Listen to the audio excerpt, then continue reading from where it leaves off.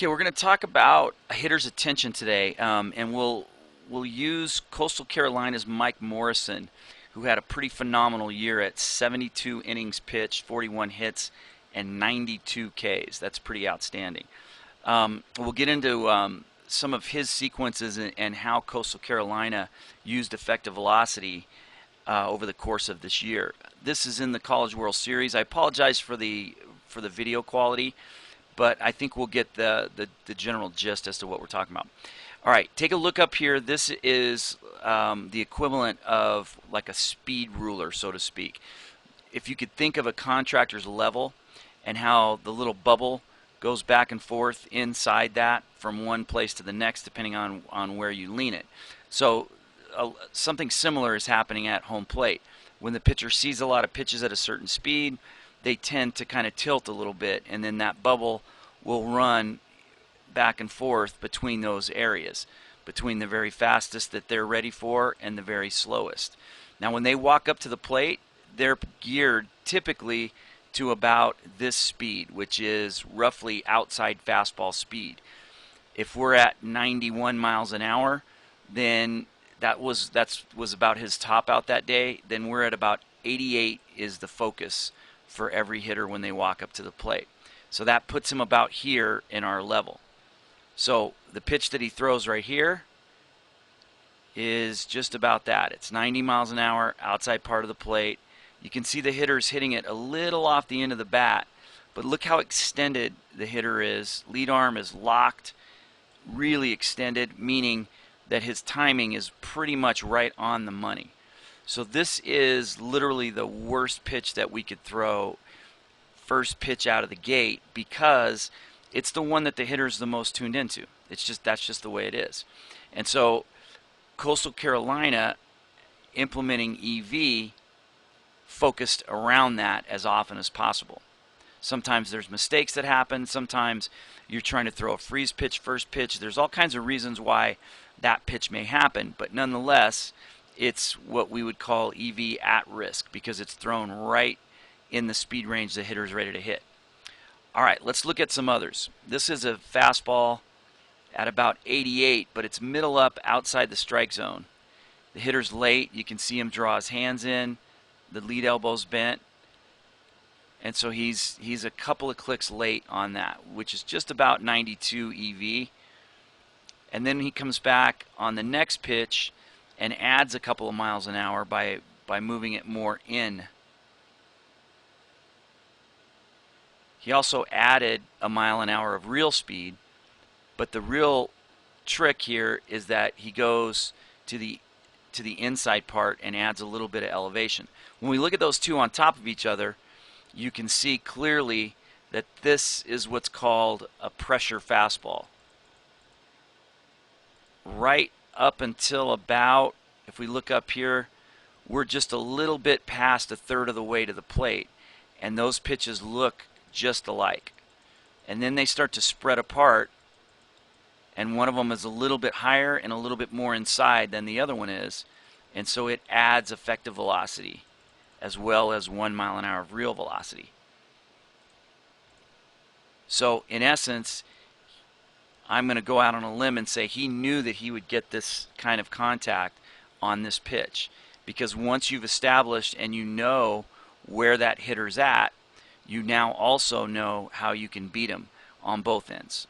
Both how much you have to have in order to beat him on the fast side and how much you have to take off in order to beat him on the slow side. So then he comes back with another really good pressure pitch. This is a straight down 12-6 curveball, and the reason that that's so important is because it has the same spin as his four-seam fastball. Now we can't see that here, and I know that the spin is going downward versus backwards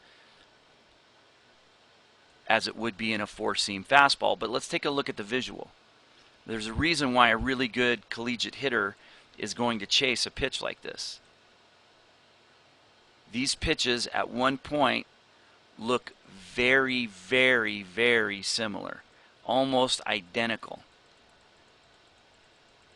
And this is by design. This is a pitcher who is working on his craft and he's making one pitch seemingly rise and the other pitch seemingly fall off the table, both coming out of the same basic tunnel. And when that happens, hitters have a very tough time laying off. So let's check out one more example. Let's take a look at this one. This is a fastball at 88, but because it's middle up again, it's going to add a couple of miles of effective velocity.